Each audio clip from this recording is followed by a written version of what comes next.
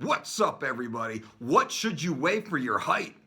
That's what we're talking about. Everybody asks me, what should I weigh for my height? Hey, coach, look at me. What should I weigh? What should I weigh? What do you think I should weigh? What do you think you should weigh? Do you know? I'm going to tell you. You know what you should weigh? You should weigh what is functional. You should weigh what is healthy. You should weigh what you weigh when you're working hard towards a goal, when you're diligent, when you're mindful, when you're intentional. That's what you should weigh. So if you're 5'10", should you weigh 160 or should you weigh 220? You could weigh both and be perfect It's not a matter so much of what you weigh, but what's the composition of what you weigh. What does that mean? Are you relatively lean? You should be. First goal, everybody, I don't care what you weigh. Guys, all guys, lean in. First goal of all guys is to be at 12% body fat or less. 12% or less. 12% is the ceiling. There's nothing that exists above 12%. 12% is the level. You can live at 12% body fat for the rest of your long, amazing, fruitful life. You certainly can. Once we start getting above 13, 14, high teen shit, once we start getting up there, big problems, big problems. Also at 12%, you can see your abs, you can see veins in the bicep, you can see round deltoids. You're strong, your body fat's high enough that you can push a hard pace, but low enough that you can take off your shirt and look like a bodybuilder to people that don't exactly know what bodybuilders are. That's what we're talking about. So it's not a matter of what you should weigh, it's what should your weight consist of, and that's the goal. That's what we do. And here's how you can do that quick takeaways. You can start this immediately. Sleep. Sleep is the most important factor for this conversation.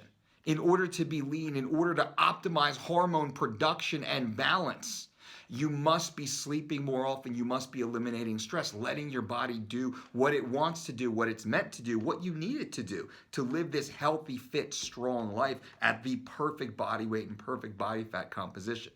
7.5 to 9 hours every night. Change your schedule, change your life to make sure you prioritize 7.5 to 9 hours of sleep per night, not laying in bed, going to bed, actual sleep. That's number one. Number two is nutrition. You must be eating mindfully and intentionally and have a great diet, a diverse diet, eating real food in great abundance based upon activity.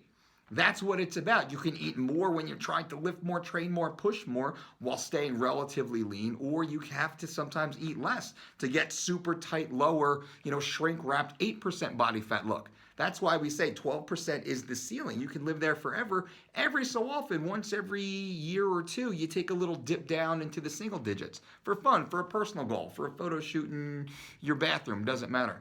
The last piece is exercise, intelligent exercise. Have fun with your exercise. Be challenging, be creative, but don't overdo it. What do I mean overdo it? You can train every single day. You should train every single day, but you can't train hard every single day, and you can't train long every single day. What we like to do is go for some sort of walk almost every day. 5 days a week, 6, 7 days a week. You should be walking that it's not exercising. It's just part of your normal lifestyle. Putting 5 miles in a day should be super easy, and I'm not talking about walking back and forth between the coffee machine and the fucking desk. I'm talking about actual steady state cardiovascular activity for 30 minutes minimum, 60 minutes ideal, and then all the ancillary walking you should be doing throughout the day. You can do that every day, so that's quote exercising every day. And also training intensely. 3 to 5 days per week, depending on the bouts of intensity. I like 45 minutes or so.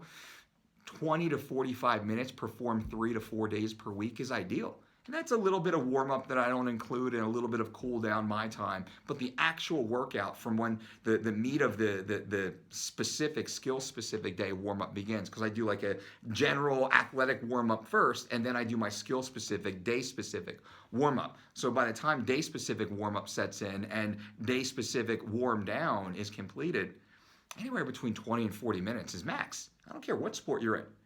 There's other days that we just kind of go lower intensity and we just drill and get repetition. That can be longer. That's slightly different. So what body fat percentage should you be at? You should be at the or what body weight should you be at based upon your height? You should be at the right body fat percentage. Don't think about what you should weigh. Think about what should the consistency of your weight be. We do that by sleeping 7.5 to 9 hours per night, by eating intentionally a diverse diet, 4 to 8 meals, 6 meal average, and that's feeding times. That's not 6 plates of chicken and broccoli and rice. That's 6 feeding times throughout the day. That could include your pre-workout, a post-workout, a smoothie, a nighttime post-dinner snack. So it's just feeding times, approximately 6 feeding times per day. It seems to be ideal based upon individual variability. So 4 for some, 8 for others, that's fine. And then exercising intentionally, but not overdoing it. Stimulate, then walk away. Stimulate, then walk away. Don't overdo it. Don't go crazy. I'd rather you be at 80% on 100 training days than you going to the 90+% and have to back down and 90 to 60 or 40, and 90 to 60 or 40, like a lot of people do. They have like crazy days and then they go through the motions for 2, 3, 4 days. That's not the way to do it. I hope that's helpful. Subscribe to the channel, leave a thumbs up if you like it, throw some comments below, and until next time, boom.